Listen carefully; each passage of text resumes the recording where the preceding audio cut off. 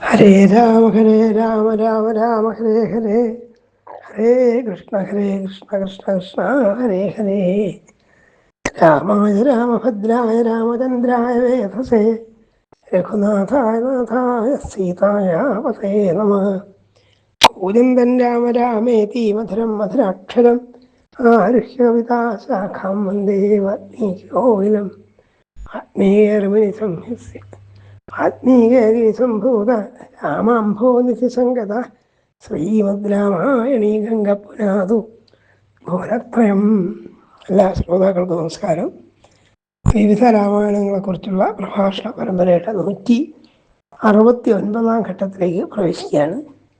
തൊട്ടുമുമ്പ് നമ്മൾ വാൽമീകി രാമായണത്തിലെ യുദ്ധകാന്ഡത്തിലെ 108 സർഗങ്ങൾ കണ്ടു കഴിഞ്ഞു. 108 സർഗത്തോടു കൂടി രാവണവധം പൂർത്തിയായി.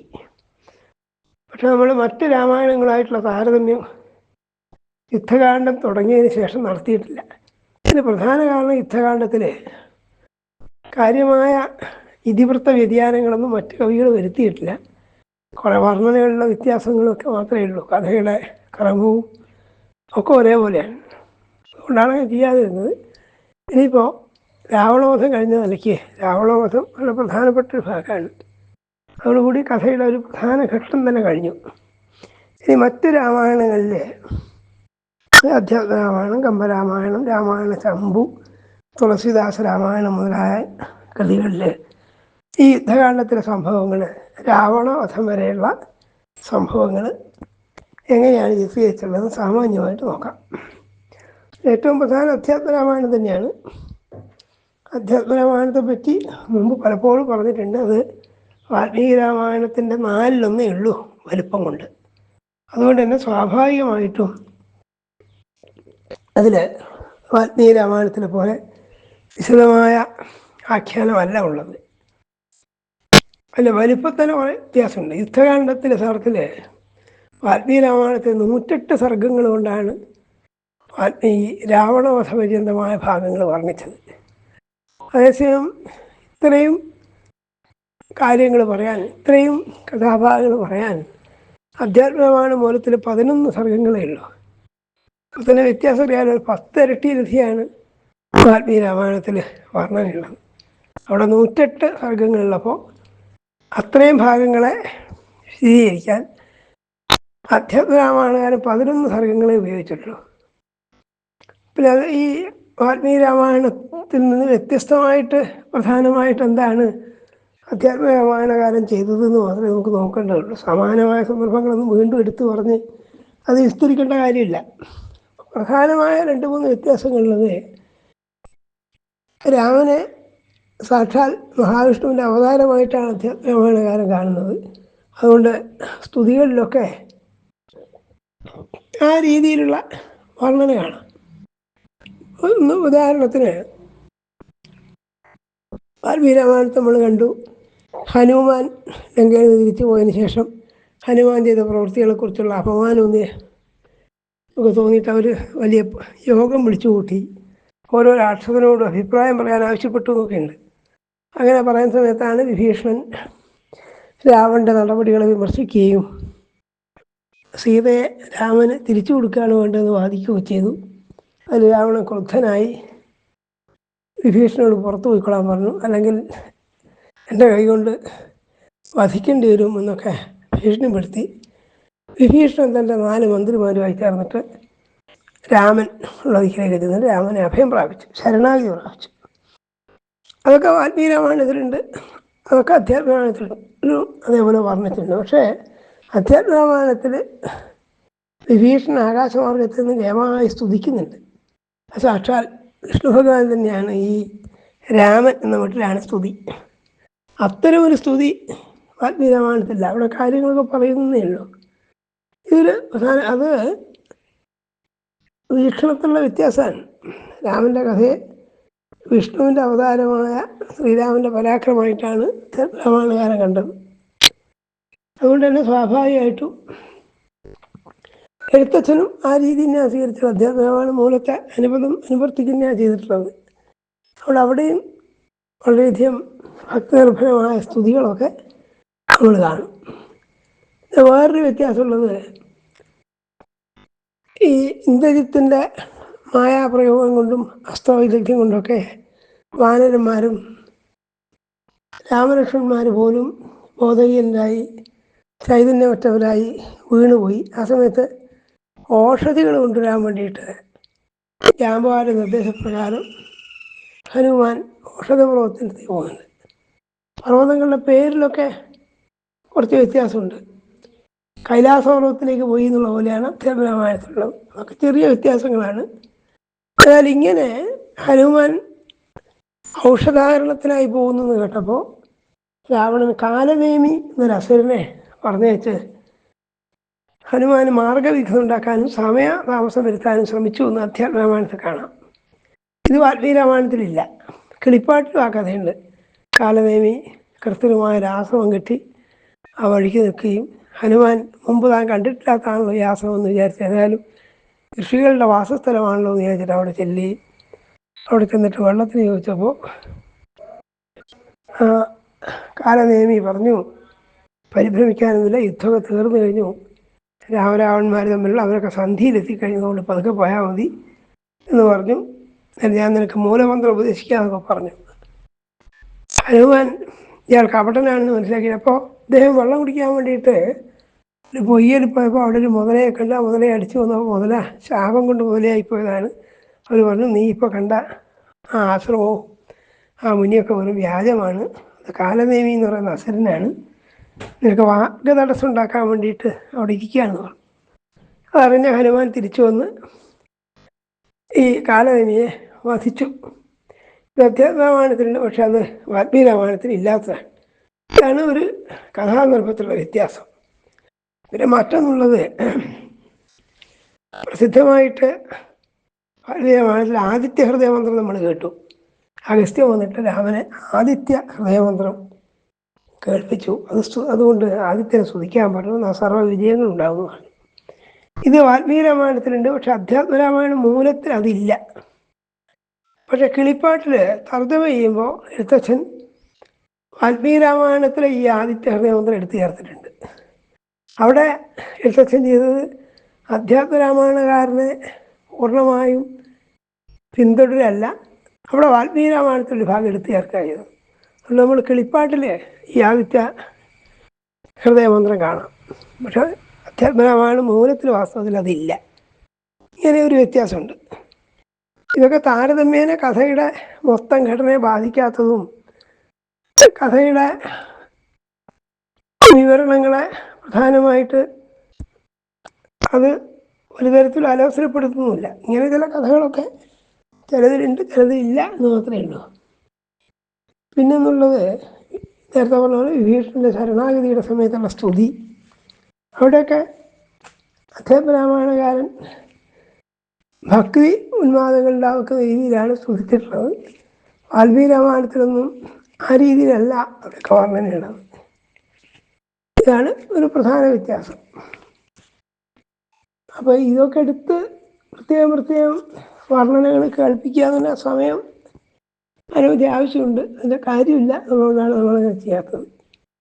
വേറൊന്നുള്ള കുംഭകർണ വധം കഴിഞ്ഞപ്പോൾ സാക്ഷാൽ ദേവർഷിയായ നാരദൻ നിശക്കളത്തിലെത്തിയിട്ട് അധികമായിട്ട് രാമനെ സ്തുതിക്കുന്നതായിട്ട് അധ്യാത്മരാമായണത്തിലുണ്ട്. പക്ഷെ അത് വാൽമീകി രാമായണത്തിൽ ഇല്ലാത്തതാണ്.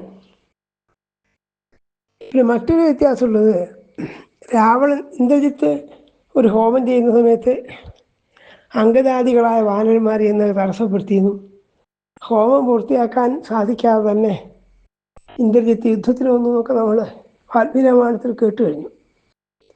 അധ്യാത്മരാമായണത്തിൽ സവിശേഷമായിട്ടുള്ളത് രാവണനും ഇതുപോലൊരു പൂജ ചെയ്യാൻ ശ്രമിക്കുന്നതായിട്ടും ആ സമയത്ത് രാവണൻ്റെ പൂജ പൂർത്തീകരിച്ചു കഴിഞ്ഞാൽ അയാളെ വധിക്കാൻ പ്രയാസമായിരിക്കും, അതുകൊണ്ട് രാവണൻ്റെ പൂജയ്ക്ക് വാനരന്മാരിൽ നിന്ന് വിഘ്നം ഉണ്ടാക്കണമെന്ന് വിഭീഷണൻ നിർദ്ദേശിച്ചുവെന്നും അങ്ങനെ വിഭീഷണ നിർദ്ദേശപ്രകാരം അനവധി വാനരന്മാർ രാവണൻ പൂജ കഴിക്കുന്ന സ്ഥലത്ത് ചെന്നിട്ട് മണ്ഡോദരിയെ തന്നെ ആക്രമിക്കാൻ നോക്കി. മണ്ഡോദരിയെ പിടിച്ചു വലിച്ചു, അവൾ വസ്ത്രങ്ങളൊക്കെ കഴിക്കാൻ നോക്കി. അങ്ങനെ മണ്ഡോദരി ദീനദീനമായി നിലവിളിച്ചു.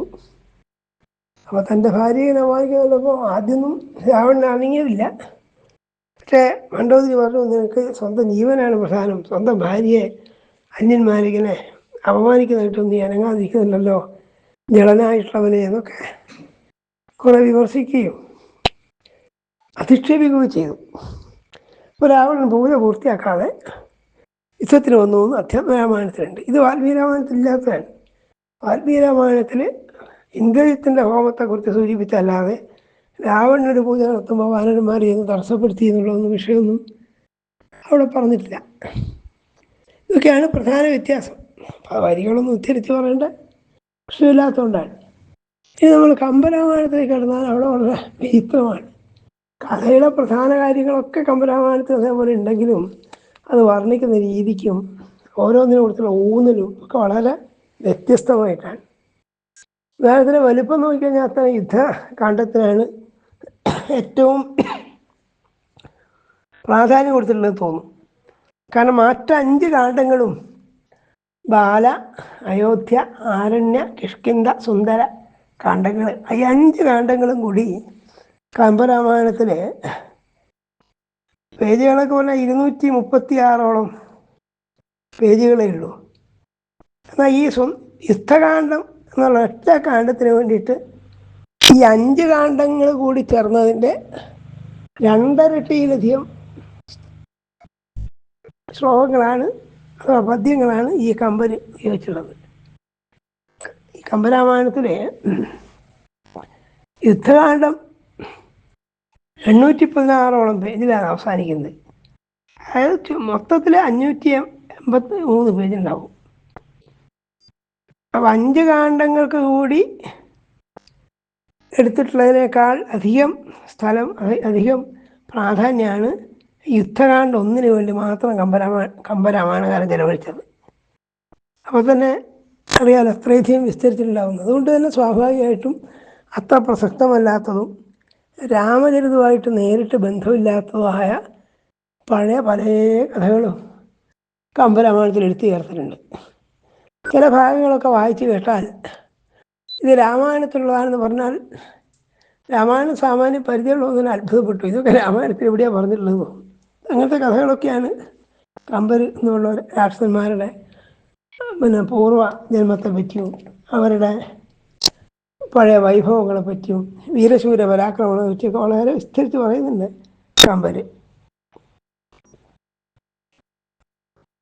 അവിടെ യുദ്ധകാലം തുടങ്ങുന്ന സമയത്ത് സ്വാഭാവികമായിട്ടും ഈ ഹനുമാൻ വന്നിട്ട് ചെയ്ത അതിക്രമങ്ങളെക്കുറിച്ചൊക്കെ ചർച്ച ചെയ്യാൻ വേണ്ടിയിട്ട് യോഗം വിളിച്ചു കൂട്ടിയ സമയത്ത് ഓരോ ആളും തങ്ങളുടെ അഭിപ്രായം പറയാൻ രാവണൻ ആവശ്യപ്പെട്ടപ്പോൾ കുംഭകർണൻ ഈ ജ്യേഷ്ഠൻ്റെ നടപടിയിൽ ശരിയല്ല എന്ന് പറഞ്ഞു.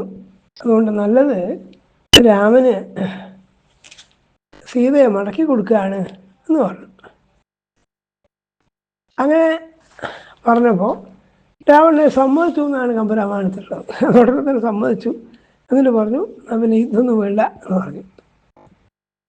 അതേസമയം ചിലരൊക്കെ മഹോദരൻ മുതലായവരൊക്കെ പറഞ്ഞു നമ്മൾ വല്ല കേവന്മാരായാലും നമ്മളൊക്കെ ഉണ്ടായിരിക്കുക ഈ വാനരൻ ഇവിടെ ഇങ്ങനെ വന്ന് ചെയ്തത് നമ്മളുടെ ശ്രദ്ധക്കുറവുകൊണ്ട് മാത്രമേ ഉള്ളൂ, അതിനെ പറ്റി ഭയപ്പെടാനില്ല എന്നാണ് പറഞ്ഞത്.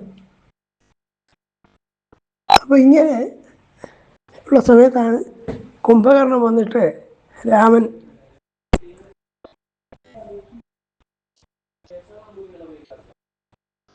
മനുഷ്യനല്ല, സാക്ഷാൽ നാരായണൻ തന്നെയാണെന്ന് പറഞ്ഞു.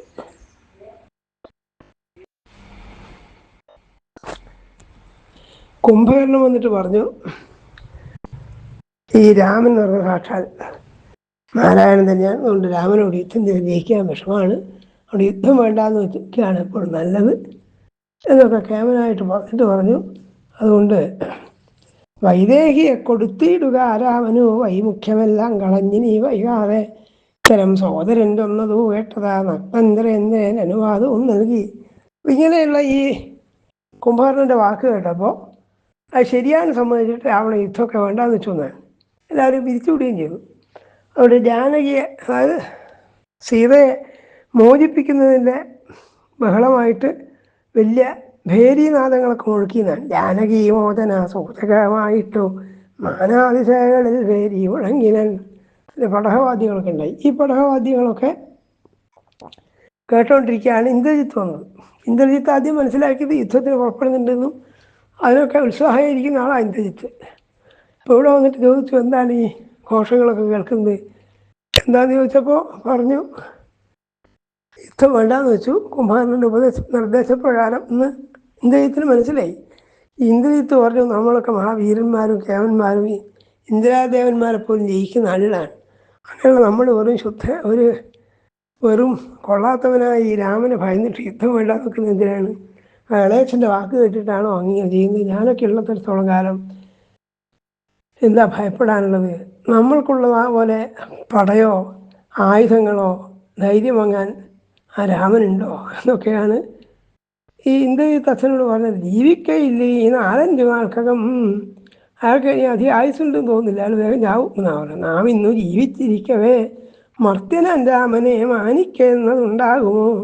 നമ്മൾ ജീവിച്ചിരിക്കുന്ന കാലത്ത് ഈ മനുഷ്യനായ രാമൻ എന്തിന് നമ്മൾ ബഹുമാനിക്കണം? യുദ്ധം തന്നെയാണ് വേണ്ടതെന്നാണ്. അതൊക്കെ പറഞ്ഞിട്ട് യുദ്ധത്തിന് പുറപ്പെടുന്ന സമയത്ത് വഴിക്ക് വെച്ചിട്ട് വിഭീഷണനെ കണ്ടു. വിഭീഷണൻ ചോദിച്ചു, അല്ലയോ കുമാര, നീ എങ്ങോട്ടാണ് പോകുന്നത് ചോദിച്ചപ്പോൾ അയാൾ ഇതൊക്കെ പറഞ്ഞു. പോകുന്നു രാഘവനോട് സമരത്തിന് ആകാംക്ഷയാ ഞാൻ ജനകാനിയോഗത്താൽ. അച്ഛൻ പറഞ്ഞതനുസരിച്ചാണ് പോകുന്നതാണ്. അപ്പോൾ വിഭീഷണൻ്റെ അവസ്ഥ ദീർഘമായ ഉപദേശം, ഇതൊന്നും മറ്റു രാമായണങ്ങളില്ല. സദസ്സിൽ വെച്ച് വിഭീഷണൻ പറഞ്ഞില്ല, ഇന്ദ്രജിത്തിനോട് ഈ സമയത്ത് പ്രത്യേകിച്ച് പറയുന്നൊന്നുമില്ല. എൻ്റെ വിഭീഷണൻ പറഞ്ഞു, നന്നു നന്നത്രയും നിന്നുടേതാതെൻ്റെ മന്ത്രിതമോർക്കിലോ. ഇത് വിഭീഷണൻ പറഞ്ഞു, അച്ഛൻ പറഞ്ഞിട്ടാണോ നീ യുദ്ധത്തിന് പോകുന്നത്? അങ്ങനെയാണ് വലിയ കഷ്ടം തന്നെ. കാരണം നേരത്തെ യുദ്ധം വേണ്ടാന്നൊക്കെ വെച്ചാണ് എല്ലാവരും ആലോചിച്ചിട്ട്, എന്നിട്ട് ഇപ്പം എന്താണ് ഇങ്ങനെ ചെയ്യാൻ? നിൻ്റെ അച്ഛൻ്റെ സദസ്സ് തന്നെ ശരിയല്ല എന്ന് പറഞ്ഞിട്ട് സഭ എങ്ങനെ ആയിരിക്കണം എന്നുള്ളതിനെ കുറിച്ചൊക്കെ ദീർഘമായി ഉപദേശിക്കുകയാണ് വിഭീഷണൻ. യഥാർത്ഥത്തിൽ ഒരു സദസ്സിൽ 5 തരത്തിലുള്ള വൃദ്ധന്മാരുണ്ടാവണം. വിദ്യയിൽ വൃദ്ധനാദ്യൻ, ധനവൃദ്ധനത്രേ ദ്വിതീയൻ, തൃതീയൻ വയോവൃദ്ധൻ, പിന്നെ കുലവൃദ്ധൻ 5-ാമനായതോ നന്നായി ധരിക്ക നീ ജ്ഞാനവൃദ്ധൻ സഖേ. ജ്ഞാനവൃദ്ധൻ, വയോവൃദ്ധൻ, ദാനവൃദ്ധൻ എല്ലാവർക്കും ഉണ്ടായി. ഇങ്ങനെയാണ് ഈ കമ്പരാമായണത്തിൽ ഇത്രയധികം പദ്യങ്ങൾ വേണ്ടി വന്നത്. ഇതൊന്നും വാൽമീകിയോ അല്ലെങ്കിൽ അധ്യാപകനോ പറയാത്തതാണ്. എന്നിട്ട് അതിനെപ്പറ്റിയൊക്കെ വളരെ വിസ്തരിച്ച് വർണ്ണിച്ചു. അതിന് പറഞ്ഞു, സ്വാമിന്മ നീ അതുകൊണ്ട് ഇതൊന്ന് പുറപ്പെടുമെന്ന് പറഞ്ഞു. അതൊന്നും ഇന്ദ്രജിത്ത് അനുസരിക്കുന്നുമില്ല. പിന്നീട് എന്ത് ചെയ്തു? ഈ വിഭീഷണൻ തന്നെ നേരിട്ട് പോയിട്ട് ജ്യേഷ്ഠനെ ചെന്ന് കൈകൂപ്പിയിട്ട് ക്ഷേമമായിട്ട് ഉപദേശിച്ചു. അതിക്ഷേമമായിട്ട് ഉപദേശം. രാവണനാകട്ടെ അവിടെ ഇരുത്തിയിട്ട്, വാത്സല്യഭാജനമല്ലയോ നീ മമ വത്സ വിഭീഷണ ശങ്ക എന്തേതവാ, നീക്കെന്താ ശങ്ക, നീ എന്നൊക്കെയാ പറഞ്ഞോളൂ എന്ന് പറഞ്ഞപ്പോൾ വിഭീഷണൻ്റെ വക അതിദീർഘമായൊരു ഉപദേശം രാവണനോടുണ്ടായി. അതിലൊന്നും പുതിയ കാര്യമൊന്നുമില്ല, പണ്ടേ പറഞ്ഞ് കഥകളൊക്കെ പറഞ്ഞിട്ട് പറഞ്ഞു, ഈ രാമൻ വിഷ്ണുവിൻ്റെ അവതാരമായിട്ട് വന്നിട്ടുള്ളതാണ്, അങ്ങേക്ക് നാശം ഉണ്ടാക്കാൻ വേണ്ടിയാണ്. അങ്ങേക്കാകട്ടെ അനവധി തരത്തിലുള്ള ശാപങ്ങൾ പണ്ടുണ്ടായിട്ടുണ്ട്, അതൊക്കെ അങ്ങ് മറന്നു പോകുന്നതാണ്, ഞാനതൊക്കെ ഓർമ്മിപ്പിക്കാമെന്ന് പറഞ്ഞിട്ട് രാവണൻ്റെ പഴയ കഥ വാൽമീകി ചിലതൊക്കെ സൂചിപ്പിക്കുക മാത്രം ചെയ്തിട്ടുള്ളൂ, ചിലതൊക്കെ തീരെ പറയുകയും ചെയ്യാത്ത അനവധി കാര്യങ്ങളെ പറ്റി പറയുകയാണ്. പണ്ട് വേദവതിൻ്റെ ചരിത്രമാണെന്ന് പറഞ്ഞു. കുശധ്വജപുത്രിയായ വേദവതി ഈ ദീർഘമായ തപസ് ചെയ്യുന്ന രാവണൻ ചെന്നിട്ട് കാമാർത്ഥനായിട്ട് അവളെ പ്രാപിക്കാൻ നോക്കിയതും അപ്പോൾ ശാപം കിട്ടിയതും അതുകൊണ്ട് നിങ്ങൾക്ക് വാനന്മാരെ കൊണ്ടും സ്ത്രീകളെ കൊണ്ടും മരണം ഉണ്ടാവുമെന്ന് പറഞ്ഞത്, അതൊന്നും വളരെ വേഗം പറഞ്ഞു തീർക്കുകയല്ല ചെയ്യുന്നത്, വളരെ വിസ്തരിച്ച് പറഞ്ഞതാണ്. അങ്ങനെ ധാരാളം കാര്യങ്ങൾ. പിന്നെ പറഞ്ഞു, പണ്ടങ്ങ് കൈലാസം ചെന്നപ്പോൾ നന്ദികേശ്വരൻ്റെ വക അങ്ങക്ക് ശാപം ഉണ്ടായിട്ടുണ്ട്. അദ്ദേഹത്തോട് പറഞ്ഞു, അതായത് വിമാനത്തിൽ നിന്ന് ഇറങ്ങാതെ തന്നെ ശിവനെ കുൻപിടാനൊക്കെ നോക്കി. അപ്പോൾ അത് ശരിയല്ല എന്ന് ഈ നന്ദികേശ്വരൻ പറഞ്ഞു. എന്നിട്ട് പിന്നെ നന്ദികേശ്വരനെ പരിഹസിച്ചു രാവണൻ. അപ്പോൾ പറഞ്ഞു, നീ എന്നെ നിന്ദിക്കാതെ വാനരാവൃന്ദത്തിനാൽ നീ നശിക്കുക എന്ന് ശാപം കൊടുത്തു. ഇങ്ങനെ പഴയ രാവണൻ വാങ്ങിക്കൂട്ടിയിട്ടുള്ള ശാപങ്ങളുടെ കഥകൾ മുഴുവൻ വിസ്തരിച്ച് പറയാൻ. പിന്നെ എന്ത് പറഞ്ഞതെന്ന് വെച്ചാൽ, സാക്ഷാൽ അഗ്നിദേവൻ്റെ ഭാര്യയായ സ്വാഹയെ കൊണ്ട് അഗ്നിദേവൻ്റെ മുമ്പിൽ വെച്ച് തന്നെ രാവണൻ ബലാത്കാരം ചെയ്തു. അപ്പോൾ അദ്ദേഹത്തിൻ്റെ വകയും ഒരു ശാപമുണ്ടായി. ഞാൻ കാരണം നിൻ്റെ ലങ്ക ദഹിച്ചു പോകുന്നു പറഞ്ഞു. അങ്ങനെ അതുകൊണ്ടാണ് ഹനുമാൻ ലങ്കയ്ക്ക് തീയിട്ടെന്ന് പറയാൻ. പിന്നെ വേറൊന്ന് പറഞ്ഞതെന്ന് വെച്ചാൽ നാരദൻ്റെ വലിയൊരു ശാപമുണ്ടായി. നാരദൻ എന്തോ കാരണത്തിൽ പരിഹസിച്ചു. മൃത്യു വരിക നിനക്ക് നീ വേറൊരു മർത്യനാലെന്നതും, അതുകൊണ്ട് മരണം മനുഷ്യനെ കൊണ്ടാവട്ടെ എന്ന് പറഞ്ഞു. മറ്റൊന്ന് പറഞ്ഞത് കൊണ്ട് അയോധ്യ രാജാവായിരുന്ന അനരണ്യൻ എന്ന് പറയുന്ന രാജാവിനെ അധിക്ഷേപിക്കുകയും അയാൾ യുദ്ധത്തിന് പോയി. അയാൾ വൃദ്ധനായിരുന്നു, അയാൾ യുദ്ധത്തിന് എനിക്കാവില്ല എന്ന് പറഞ്ഞു. പക്ഷേ ഇദ്ദേഹം മുഷ്ടി ഉരുട്ടിയിട്ട് ഇടിച്ചു. അങ്ങനെ ഇടിച്ചപ്പോൾ അദ്ദേഹവും ശപിച്ചു, നിനക്ക് മനുഷ്യന്മാരെ കൊണ്ട് നാശം ഉണ്ടാവട്ടെ എന്ന് ശപിച്ചു. ഇങ്ങനെ കുറേ ശാപങ്ങളാണ്. താപസേനം നേരം ഇങ്ങനെ ശാപം അവരോട് ചെയ്താൻ, ഏത് അപരാധമൊന്നും ചെയ്തിടാതെ സാധു അവൻ എച്ചവിട്ടിയ. പിന്നെ വേറൊരു മഹർഷിയെ ശപിച്ചു. മഹർഷി അദ്ദേഹം പാദതാടനം കാലോട് ചവിട്ടി നിർത്തും. അപ്പം അദ്ദേഹത്തിൻ്റെ വകയും ഒരു ശാപം ഉണ്ടായി. അയാൾ പറഞ്ഞു അതിനൊക്കെ വാനരന്മാരെ കൊണ്ട് നാശം ഉണ്ടാവട്ടെ എന്ന് ശപിച്ചു. ഇങ്ങനെ അനവധി ശാപങ്ങൾ പറയാണ്. അന്ന് വേഗം പറഞ്ഞു തീർക്കല്ല ചെയ്തത്, അതുകൊണ്ടാണ് ഇത്രയധികം വേണ്ടി വന്നത്. ഇങ്ങനെ പറഞ്ഞ് ഇതൊക്കെ വിഭീഷണൻ രാവണനോട് തനിച്ച് പറയുന്നതാണ്, സദസ്സിൽ പറഞ്ഞല്ല എന്നർത്ഥം.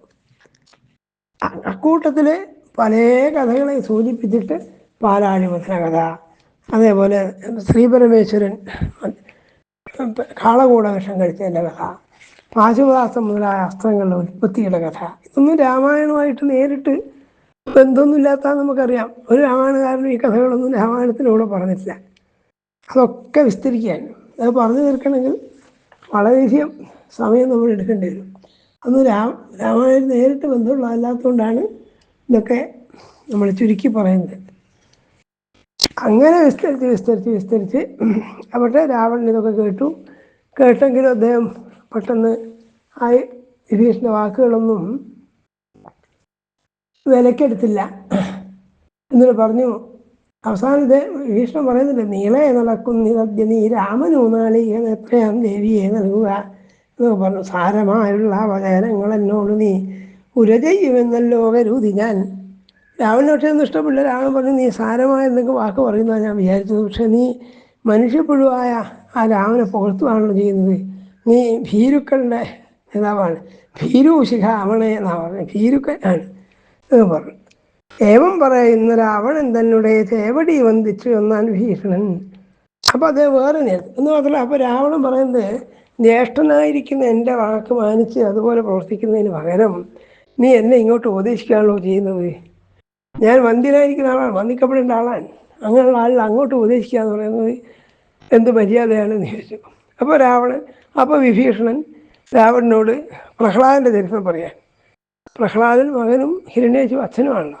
മഹാപ്രതാപശാലിയായ ഹിരണ്യേശു തെറ്റായ വഴിക്ക് പോയപ്പോൾ പ്രഹ്ലാദൻ വിഷ്ണുവിൻ്റെ ഭക്താനുഗമത്തെക്കുറിച്ചും വിഷ്ണു ഭഗവാന്റെ സർവാതിശായ ഐശ്വര്യത്തെക്കുറിച്ചും പറഞ്ഞു. പ്രഹ്ലാദനെ വധിക്കാൻ ഹിരണ്യേശു ചെയ്ത പല പ്രയത്നങ്ങളെ പറ്റിയും അന്ന് പ്രഹ്ലാദൻ അച്ഛനായ ഹിരണ്യേശുവിനെ ഉപദേശിച്ചതിനെ പറ്റിയൊക്കെയാണ് പിന്നെ ഈ വിഭീഷണൻ രാവണനോട് പറയുന്നത്. അതിനുവേണ്ടിയാണ് കുറേ വരികൾ അദ്ദേഹം ഉപയോഗിച്ചിട്ടുള്ളത്. അതുകൊണ്ട് പറഞ്ഞു, അതുകൊണ്ട് വലിയ ആളാണ് വിചാരിച്ച് ഉപദേശിക്കാൻ പാടില്ല എന്നില്ല എന്ന് കാണിക്കാനാണ് ഈ കഥകളൊക്കെ പറഞ്ഞത്. ഇതും നേരത്തെ പറഞ്ഞ പോലെ രാമായണം നേരിട്ട് ബന്ധമുള്ളതൊന്നുമല്ല. അതുകൊണ്ട് വളരെയധികം വിസ്തരിച്ചിട്ട് അവസാനം ഹിരണ്യേശുവിനെ സാക്ഷാൽ ഭഗവാൻ നരസിംഹമൂർത്തിയായി വന്നിട്ട് വധിച്ചതും പറഞ്ഞു. ഇങ്ങനെ പല കഥകളും പറഞ്ഞ് ഏതായാലും ശ്രീരാമനും മന്ത്രികളായിട്ട് അക്കാലത്ത് നടന്ന ആലോചനകളെക്കുറിച്ച് ആണ് ഇതിൽ പറയുന്നത്. പിന്നെ ലങ്കയുടെ ചരിത്രം. ലങ്ക പണ്ട് വൈശ്രവൻ്റെതായിരുന്നു. വൈശ്രവണിൽ നിന്ന് രാവണനത് ശക്തി കൊണ്ട് പിടിച്ചെടുത്തു ആയ കഥകളൊക്കെ പറഞ്ഞു. അതൊന്നും സാധാരണ ഇതിൽ രാമായണമായിട്ട്, അതായത് രാമചരിതമായിട്ട് നേരിട്ട് ബന്ധമുള്ളതല്ല. അത് ലങ്കയുടെ പഴയ കഥയാണ്. അതായത് സേതുബന്ധനത്തിൻ്റെ കഥകളൊക്കെ പറയുന്നത് യുദ്ധകാണ്ഡത്തിൽ തന്നെയാണ് കമ്പനും. ആ സേതുബന്ധനത്തിന് വേണ്ടിയിട്ട് വരണം ധ്യാനിച്ചു, വരണം വരാതിരുന്നതും അപ്പോൾ ക്രോധിച്ചതുമൊക്കെ അതേപോലെ പറഞ്ഞിട്ടുണ്ട്. പിന്നെ ശുഖസാരണന്മാരെ അയച്ചത് രാവണനും മാല്യവാനും തമ്മിലുള്ള പ്രധാനപ്പെട്ട സംവാദം, അതൊക്കെ അദ്ദേഹത്തിൽ വാൽമീകി രാമായണത്തിലൊക്കെ ഉള്ളതാണ്.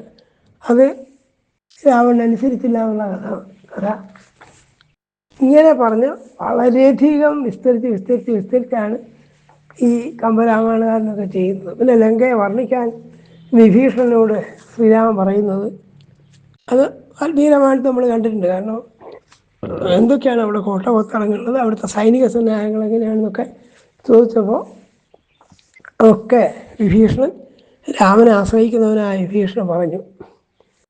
ആ കഥകളൊക്കെ പിന്നെ സേനാവിന്യാസത്തെ പറ്റി അംഗദനെ ദൂതിനയച്ചത്, അതൊക്കെ വാൽമീകി രാമായണത്തെ പിന്തുടർന്നുകൊണ്ട് തന്നെയാണ് കമ്പരും വർണ്ണിക്കുന്നത്. പക്ഷേ വർണ്ണന വളരെ ദീർഘമാണെന്ന് മാത്രം. കൂട്ടത്തിൽ നേരിട്ട് പ്രസക്തിയില്ലാത്ത, നേരിട്ട് വലിയ പ്രാധാന്യം തോന്നിക്കാത്ത പല കഥകൾ പറഞ്ഞു പോകാൻ. ഇങ്ങനെ ആലോചിക്കുക, കമ്പരാമായണത്തിൽ യഥാർത്ഥത്തിൽ രാമകഥയേക്കാൾ കൂടുതൽ രാക്ഷസന്മാരുടെയും അസുരന്മാരുടെയൊക്കെ പഴയ കഥകളൊക്കെയാണ് തോന്നിപ്പോകും. അപ്പോൾ അതിയായൻ്റെ കഥ, ഇന്ദ്രജിത്തിൻ്റെ കഥ, ഇവരൊക്കെ പണ്ട് ഏതൊക്കെ യുദ്ധങ്ങൾ ജയിച്ചിട്ടുണ്ട്, അവരുടെ വീര്യപരാക്രമങ്ങൾ എന്തൊക്കെയാണ്, ഇതൊക്കെ പറയാനാണ് കൂടുതൽ സമയമെടുത്തത്. അതിന് വളരെ രസകരമായിട്ടുള്ളത്, ഈ നാഗാസ്ത്രം കൊണ്ട് ഇന്ദ്രജിത്ത് വാനരന്മാരെയും രാമലക്ഷ്മണന്മാരൊക്കെ വീഴ്ത്തി കളഞ്ഞപ്പോൾ നാഗാസ്ത്രത്തിൻ്റെ ബന്ധനത്തിൽ നിന്ന് മോചിപ്പിക്കാനായി ഗരുഡൻ വന്നു എന്ന് എല്ലാ രാമായണങ്ങളിലും ഉണ്ട്. ഇവിടെ ആ ഗരുഡൻ വന്നിട്ട് അവരെയൊക്കെ മോചിപ്പിച്ചപ്പോൾ രാമൻ ഗരുഡനോട് ചോദിച്ചു, നീ എന്താ ഇവിടെ വന്ന് ഞങ്ങളൊക്കെ രക്ഷിക്കാൻ കാരണം, നീ ആരാന്നൊക്കെ ചോദിച്ചു. ഭഗവാന്റെ വാഹനമായിരിക്കുന്ന ആളാണ് ഗരുഡൻ. പക്ഷെ അതൊന്നും മനുഷ്യഭാവത്തിലായതുകൊണ്ടായിരിക്കണം രാമൻ ഓർമ്മയില്ലാത്ത പോലെയാണ് ചോദിക്കുന്നത്. അപ്പോൾ ഗരുഡൻ തൻ്റെ പഴയ കഥകളൊക്കെ വിസ്തരിച്ച് പറയാൻ, ഇതൊന്നും മറ്റു രാമായണങ്ങളിലില്ല. ഗരുഡൻ താൻ ജനിച്ച കാലത്ത് ചെയ്ത അത്ഭുതകൃത്യങ്ങളെ പറ്റിയും സ്വർഗത്തിൽ പോയിട്ട് അമൃത് അപഹരിച്ചതും ആ കഥകളൊക്കെ പറഞ്ഞു. അങ്ങനെ വളരെയധികം ബലവാനായിരിക്കുന്ന താൻ ആരെയും ബഹുമാനിക്കാതെ തൻ്റെ ശരീരബലത്തിലും യുദ്ധ സാമർഥ്യത്തിലും ഗർവോടുകൂടി നടക്കുകയായിരുന്നു. അപ്പോൾ ഒരിക്കലും വിഷ്ണു തന്നെ അവിടെ യുദ്ധത്തിന് എഴുതാൻ നോക്കി. അപ്പോൾ വിഷ്ണു പറഞ്ഞു, എനിക്കത് വിഷമാണെന്ന് പറഞ്ഞു, വേണമെങ്കിൽ വരം തരാമെന്ന് പറഞ്ഞു.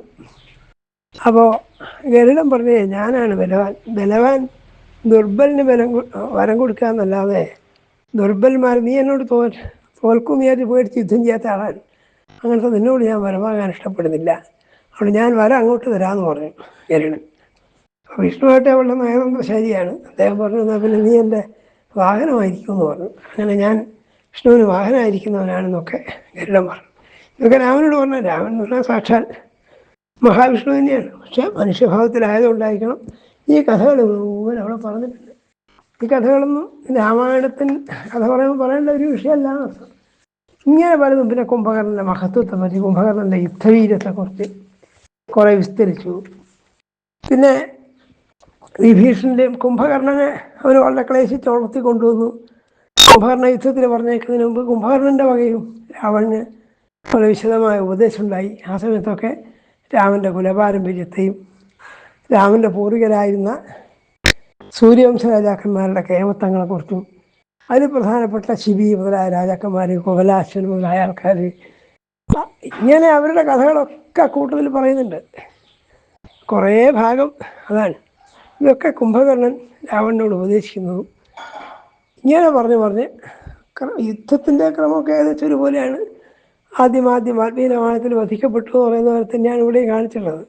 കുംഭകർണവധം, അത് കഴിഞ്ഞതിന് ശേഷം മതിയായൻ മുതലായ ഒരു യുദ്ധത്തിന് വരുന്നത്, അത് കഴിഞ്ഞ് അവസാനം സാക്ഷാൽ രാവണൻ തന്നെ യുദ്ധത്തിന് വന്ന് രാമനുമായിട്ട് അതിഗംഭീരമായി യുദ്ധം ചെയ്ത് ആ ബ്രഹ്മാസ്ത്രം കൊണ്ട് രാവണൻ്റെ മാറിടം പളർത്തിയിട്ട് രാമൻ അയാളെ യുദ്ധകളത്തിൽ വീഴ്ത്തുകയും ചെയ്തു. ഇതൊക്കെ തന്നെയാണ് അവിടെ പറഞ്ഞുള്ളത്. പക്ഷേ വർണ്ണനകളൊക്കെ വളരെ വിശദമായിട്ടാണ്, അത്യുക്തികളാണ്. വളരെ വേണ്ടതിലധികം പറഞ്ഞു നമുക്ക് തോന്നുന്നർത്ഥം. ഇങ്ങനെയാണ് കമ്പരാമായണത്തിൻ്റെ സ്ഥിതി. ഇനി ഇതേ യുദ്ധകാന്ഡം ചമ്പൂരും തുളസീദാസ രാമായണത്തിലൊക്കെ എങ്ങനെ പറഞ്ഞിട്ടുണ്ടെന്ന് നമുക്ക് തുടർന്ന് വരുന്ന പ്രഭാഷണങ്ങളിൽ സാമാന്യര് കേൾക്കാം. യുദ്ധകാന്ഡത്തിലായതുകൊണ്ടാണ് എല്ലാ വരികളൊന്നും ഉദ്ധരിക്കുക, അല്ലെങ്കിൽ ക്രമത്തിൽ അതിൽ നിന്ന് അധികം ഉദ്ധരിക്കാത്തത്. കാരണം യുദ്ധത്തിൻ്റെതൊക്കെ ഏത് രാമായണത്തിൽ ഇതുപോലെ തന്നെയാണ്. യുദ്ധത്തിൻ്റെ സംവിധാനങ്ങളൊക്കെ അന്ന് ഒരുപോലെയാണ്, ആയുധങ്ങൾ ഒരുപോലെയാണ്. അതുകൊണ്ട് അതിലൊന്നും വലിയ വ്യത്യാസം ഇതൊക്കെ സാധ്യമല്ല. കമ്പരാമായണ കാലം ഇങ്ങനെ ഇതിലുള്ള വ്യത്യാസങ്ങളൊക്കെ നമ്മൾ കണ്ടു. അതുകൊണ്ട് ഇനി അടുത്ത പ്രഭാഷണങ്ങൾക്ക് തുളസീദാസ രാമായണം, അതേപോലെ ചമ്പു രാമായണം മുതലായവ എങ്ങനെയാണ് പറഞ്ഞതിന് ശേഷം നമുക്ക് രാവണ വധാനന്തരം ഉണ്ടായ സംഭവങ്ങൾ എന്തൊക്കെയാണെന്ന് വാൽമീകി രാമായണത്തിലേക്ക് തന്നെ മടങ്ങിപ്പോയിട്ട് കാണാം. തൽക്കാലം ഇവിടെ ഉപസംഹരിക്കുകയാണ്. നമസ്കാരം.